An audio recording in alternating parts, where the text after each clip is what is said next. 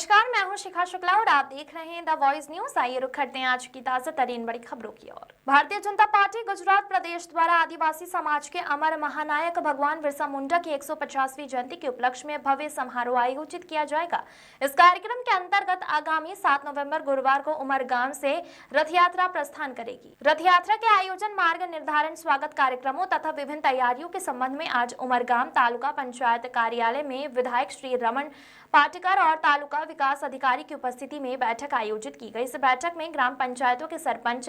तलाठी, भाजपा के पदाधिकारी तथा कार्यकर्ता बड़ी संख्या में उपस्थित रहे। बैठक में रथ यात्रा को सफल बनाने के लिए विभिन्न समितियों का गठन किया गया तथा यात्रा मार्ग में आने वाले गांवों में स्वागत समारोह और सांस्कृतिक कार्यक्रमों की भी योजना बनाई गई। इस रथ यात्रा का मुख्य उद्देश्य भगवान बिरसा मुंडा के जीवन मूल्यों, राष्ट्र प्रेम और आदिवासी समाज के हितों के लिए किए गए संघर्षों के बारे में जन जागृति फैलाना है।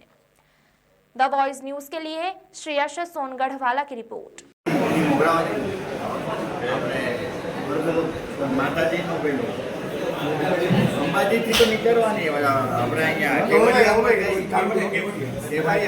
રાજ્યમાં બે જગ્યા ઉપર અંબાજી અને ઉમરગામ ખાતે મોટા કાર્યક્રમો થઈ રહ્યા છે, તો જેને લઈને તડામાર તૈયારીઓ કરવી પડે, બરાબર છે? અંબાજી અને ઉમરગામ અંબાજીમાં માનનીય મુખ્યમંત્રી ભૂપેન્દ્રભાઈ પટેલ સાહેબ ત્યાંથી રથની શરૂઆત કરાવશે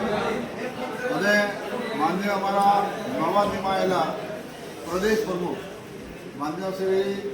જગદીશભાઈ વિશ્વકર્માજી એ આપણા ઉમરગામ તાલુકાના માણેકપુર ગામે વૃંદાવન મેદાનમાં આવવાના છે 7મી તારીખે અને 9 વાગે એને અમે શરૂઆતની અંદર ભગી, ત્યાર પછી બેન્ડવાજા, ઢોલ, તાપા અને અમારી આદિવાસીની જે સંસ્કૃતિ છે એ સંસ્કૃતિના વાજિંદ્રો સાથે વગાડતા વગાડતા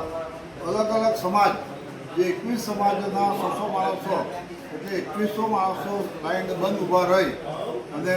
અમે માન્ય પ્રમુખશ્રીના અને અમારા કેબિનેટ મંત્રી અને વલસાડ જિલ્લાના પ્રભારી મંત્રી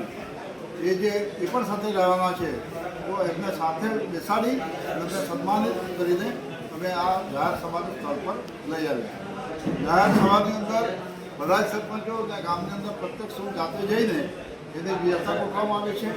અને કેટલાક કામદારો ઉમરગામ તાલુકાના 1,10,000 કામદારો ફેક્ટરી અંદર રોજગારી માટે જતા હોય છે, તો અમે વિનંતી એ પણ કરી છે કે 2 કલાક તમારા કામદારો અમને આપો કે જેથી અમારો લક્ષ્યાંક 25,000 પૂરો કરવાનો છે થઈ જાય। અને એમાં આજે મલા બગોલી તરફના જે ફેક્ટરીઓ છે એમાંથી અમને 5,200 જેટલા કામદારો મળ્યા છે, એમના ખર્ચે જે લોકો અહીંયા મોકલશે હું એમને ખૂબ ખૂબ અભિનંદન આપું છું અને આ રીતે સરીગામ અને ઉમરગામમાંથી પણ બીજી વ્યવસ્થા કરીશું અને અહીંયા અમારા અન્ય જે વ્યવસ્થા કરી છે એ વ્યવસ્થાના અનુસંધાનની અંદર અમે 25ની સામે 30,000 લોકોની વ્યવસ્થા કરીશું અને અમે 25,000 લોકો ચોક્કસપણે અહીંયા ભેગા થાય અને અમારો ભારતીય જનતા પાર્ટીનો પ્રમુખ જ્યારે આવતો હોય ત્યારે સૌ કાર્યકરો આનંદ અને ઉમંગથી એ કાર્યને વેગ આપવા માટે, ઝડપથી અંદર આ કાર્યક્રમને વેગ આપવા માટે સામાજિક દ્રષ્ટિએ પણ આગેવાનોને સાથે લાવીને સંગઠન પણ મજબૂત બને અને સાથે સાથે સમાજના આગેવાનોને પણ થાય કે ભાઈ કેબિનેટ મંત્રીઓ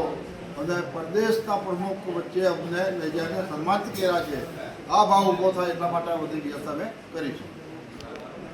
खबरों में बने रहने के लिए तो वॉइस न्यूज को सब्सक्राइब करें और बेल आइकन दबाएं।